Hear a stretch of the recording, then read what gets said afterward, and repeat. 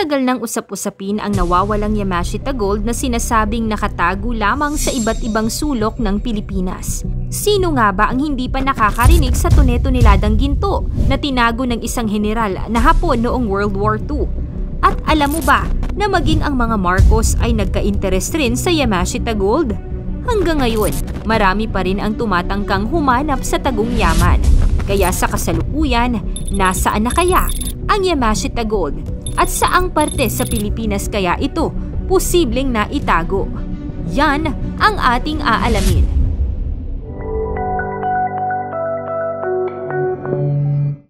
Si Yamashita Tomoyuki ay ipinanganak noong November 8, 1885. Kilala rin siya bilang Tomobomi Yamashita.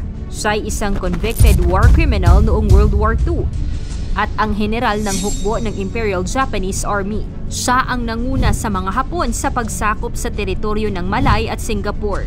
Naging matagumpay siya sa pagsakop ng dalawang malawak na teritoryo sa loob lamang ng 70 araw, kaya't nakakuha siya ng palayaw na The Tiger of Malaya. Na-assign si Yamashita sa Pilipinas upang depensahan ng kanilang kinikimkim na teritoryo.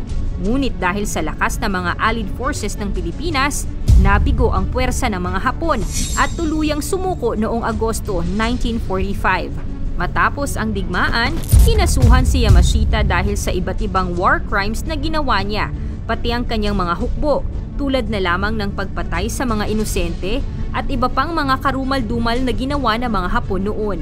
Bagamat tinanggi ng general na may kinalaman siya sa iba't ibang krimen, nahatulan pa rin siyang guilty at binitay.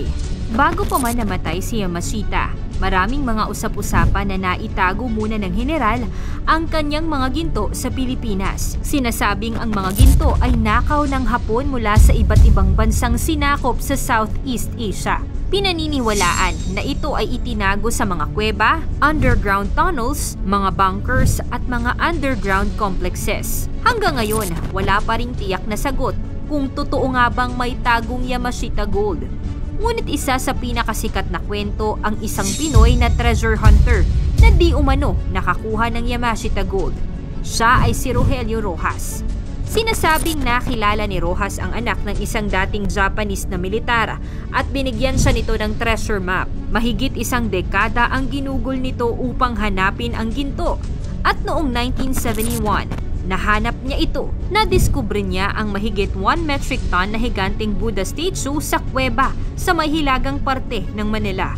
Kasama nito ang mga gold bars at mga diamonds. Noong ika-6 ng Abril 1971, ibinunyag ni Rojas na may mga armadong lalaki umano mula sa National Bureau of Investigation at Criminal Investigation Service ang pilit na kinukumpiska ang mga ginto at tribulto mula sa kanyang tahanan sa Aurora Hill, Baguio. Noong ika-19 ng Abril 1971, ibinalik ng militar ang isang ribultong Buddha sa Baguio City Court. Gayunpaman, iginiit ni Rojas na hindi ito ang parehong ribulto na kinuha mula sa kanya. Ibinulgar ni Rojas sa huli na si Pangulong Ferdinand Marcos ang nag-organisa ng pagsalakay at nasa kanyang pag-aari ang mga kinuhang kayamanan.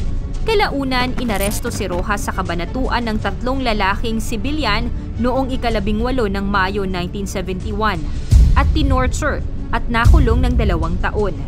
Nakatakas naman si Rojas gamit ang bintana sa banyo kung saan siya kinulong. Matapos ang ilang taon noong 1988, nagsampa ng kaso ang angka ni Rojas para sa sapilitang pagkuha ng mga Marcos sa kanilang gintong nahanap. Maraming mga testimonya ang nakapagpatotoo sa pagkimkim ng mga ginto mula kay Rojas.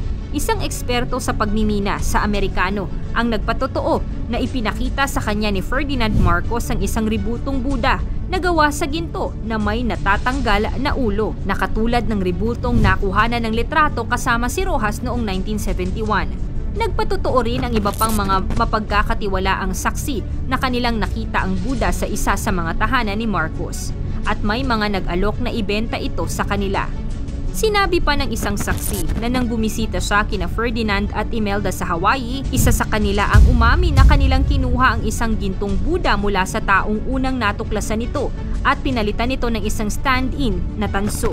Halos lahat ng saksi ay nagsabi na kanilang nakita ang malalaking ginto sa pag-aari ni Marcos. Sa kasong Rojas versus Marcos na isinampa sa US, nanalo si Rojas. at naawarda ng $22 billion para sa compensatory damages na naging $40 billion dahil sa interes.